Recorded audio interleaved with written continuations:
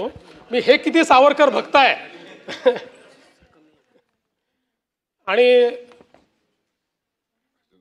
Valentine डेला होणारा जो काही धांगडधिंगा आहे त्याच्या विरुद्ध आंदोलन सातत्याने करणारे आमचे अंबादासजी राहिलेले आहेत. मग केडेकरचं लग्न त्यांनी लावून दिलं, त्यांना ते मान्य. हे बा, व्हॅलेंटाईन मान्य नाही आहे. तुम्ही लग्न कोणाला लावायचं असेल तुम्ही त्यांना आत्ताही संपर्क करा. त्या व्हॅलेंटाईन डेच्या विरुद्ध 3 दिवस जेलमध्ये राहिले ते, त्याचा विरोध करत असताना. पण एक गोष्ट आहे की एका ST ड्रायव्हरचा मुलगा हा आपल्या कर्तृत्वाने एवढा मोठा झाला, हे देखील मला असं वाटतं अतिशय अभिमानास्पद आहे.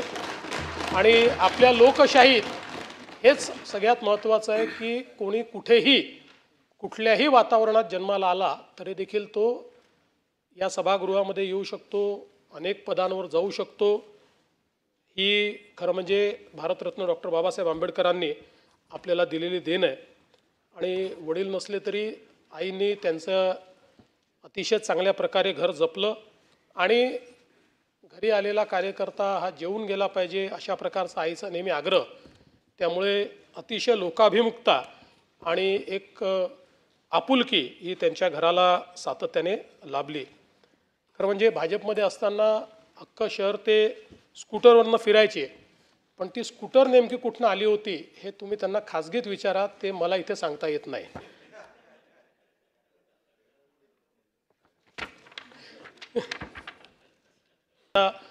टेलिफोन एक्सचेंजच्या विरुद्ध एक आंदोलन करायचं त्यांनी ठरवलं आणि सहकाऱ्यांना सांगितलं की आज आपल्याला पार्टी करायची आहे, त्यामुळे तुम्ही कोंबडी घेऊन या, दारूची एक बॉटल घेऊन या आणि डांबर घेऊन या.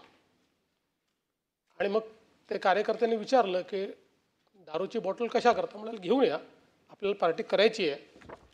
म्हणाले पित नाही, तर म्हणाले जो पितो त्याच्याकरता आपण घेऊन चाललो आहे. असं करून टेलिफोन एक्सचेंजमध्ये गेले. पहिले त्या अधिकाऱ्याच्या तोंडाला डांबर फासलं आणि मग त्याला दारूची बॉटल आणि कोंबडी भेट दिली आणि त्या ठिकाणी फोटो काढला. सगळ्यांना अटक झाली आणि मग त्यावेळेस 8 दिवस आपल्याला जेलचं पाहुणचार हा त्या ठिकाणी प्राप्त झाला होता. आणि हे सांगण्याचं कारण काय की तो पाहुणचार संपला पण बेल घ्यायला कोणीच येईना. त्यावेळेस संजय केणेकरांचे सासरे, ज्यांच्या मुलीला पळवून यांनी केणेकरांची लग्न लावून दिलं होतं, त्या सासऱ्यांनी येऊन यांची बेल घेतली आणि हे बाहेर आले. त्यामुळे खरं तर तसे दानवेसाहेब अतिशय प्रतिभावान आहे. 1988 मध्ये 12वीची परीक्षा उत्तीर्ण झाली तेव्हा ते मराठवाड्याच्या गुणवत्ता यादीमध्ये होते, 6व्या क्रमांकावर गुणवत्ता यादीमध्ये आले होते. आणि एकदा SSCचा पेपर फुटला तर त्यांना फार त्याचा राग आला आणि त्यावेळेस बोर्डाच्या ऑफिसमध्ये जाऊन त्या ठिकाणी त्यांनी टेबलावर उड्या मारण्याचं आंदोलन केलं होतं. आणि अतिशय अभिनव पद्धतीनं त्यांनी हे आंदोलन त्या ठिकाणी केलं होतं. त्यामुळे वेगवेगळ्या पद्धतीचे आंदोलनं ज्याच्यातनं आपला प्रश्न ठळकपणे सगळ्यांपुढे येईल अशा प्रकारची आंदोलनं करण्याची त्यांची सवय राहिली आहे. आज चड्डी बनी, ते मी सांगितलं मगाशी, ते तुमचं नवीन फॅशन स्टेटमेंट आहे.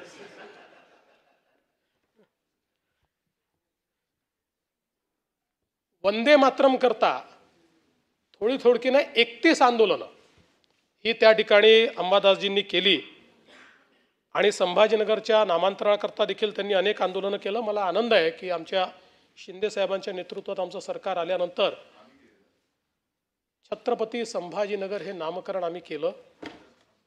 नाही उद्धवजी, नाही एक असं नाही, एक मिनिट नाही सांगतो. नाही एक मिनिट अरे मला बोलू द्या. जे खरं आहे ते सांगतो की उद्धवजी तुमचं नाही तुमच्याकडचं ज्यावेळेस बहुमत संपलं आणि बहुमत दाखवा असं पत्र ज्यावेळेस तुम्हाला राज्यपालांनी दिलं त्यानंतर तुम्ही जी कॅबिनेट घेतली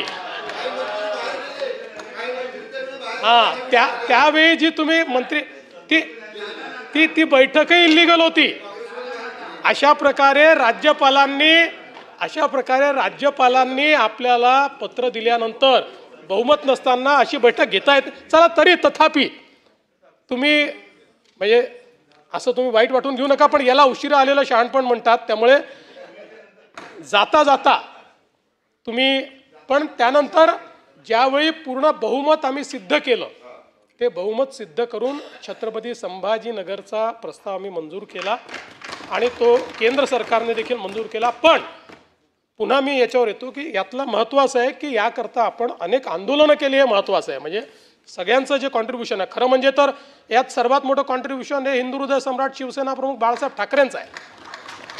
कारण त्या संभाजीनगरच्या पहिल्या सभेमध्ये महापौर निवडून आल्यानंतर त्यांनी त्यावेळी घोषित केलं होतं की आजपासून याला संभाजीनगर हे नाव देण्यात येतं आहे. त्यामुळे त्यांचं कॉन्ट्रीब्युशन आहे.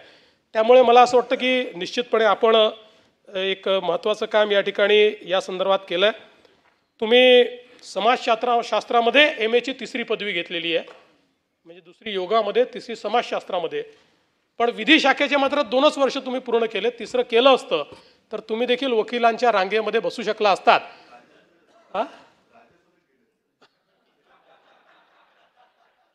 पण अजूनही तुम्ही करू शकता. म्हणजे 1च वर्ष राहिलं आहे आणि तुम्ही तसे हुशार आहात. त्यामुळे एक वकील म्हणून मला असं वाटतं की तुम्ही वकिली पूर्ण करावी आणि निश्चितपणे हे काम करावं.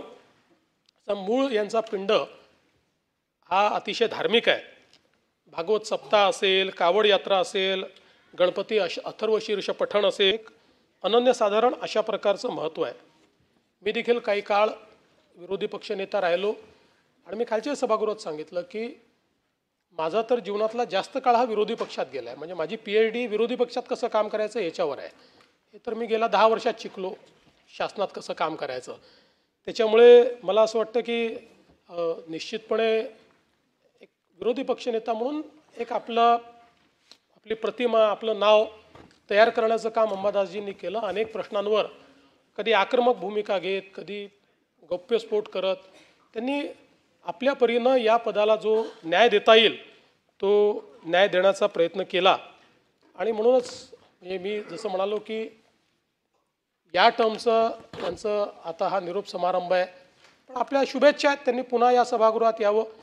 आल्यानंतर त्याच पदावर असावं असं काही नाही. मी असं म्हटल्यावर हे म्हणतील पळवापळवी करतात म्हणून. उद्धवजी आता 29 पर्यंत तर काही स्कोप नाही. पण ऐका, 29 पर्यंत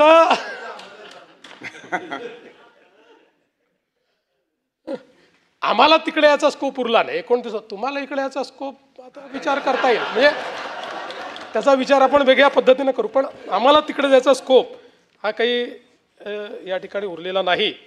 पण मला असं वाटतं की मी अंबादासजी कुठे असले तरी त्यांचा मूळ आत्मा हिंदुत्ववादी. त्याच्यामुळे मला हा विश्वास आहे की आजही आणि भविष्यातही हा जो काही विचार आहे हा विचार ते सोडणार नाहीत. त्या विचाराच्या दिशेनंच सातत्याने ते या ठिकाणी काम करत राहतील. आता खरं म्हणजे पुढचे विरोधी पक्षनेते कोण असा प्रश्न देखील निर्माण होईल. आता तुम्ही सोडवाल तो प्रश्न. म्हणजे तुम्ही जे सांगाल ते आम्ही करू. काय खाली पण आम्हाला मान्यच आहे तुम्ही जे म्हणाले ते. पण अध्यक्षांना ज्यावेळेस मान्य होईल त्यावेळी त्याचा निर्णय हा त्या ठिकाणी देखील होईल.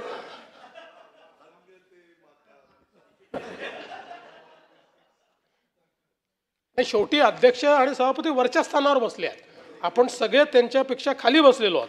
त्यामुळे त्यांचा निर्णय अंतिम असतो आणि तो आपल्या सगळ्यांना मान्यच करावा लागतो. आणि लोकशाहीचा संकेत आहे. मुख्यमंत्री किती मोठा असला तरी अध्यक्षांनी किंवा सभापतींनी सांगितलं तर ते ऐकावंच आपल्याला लागतं.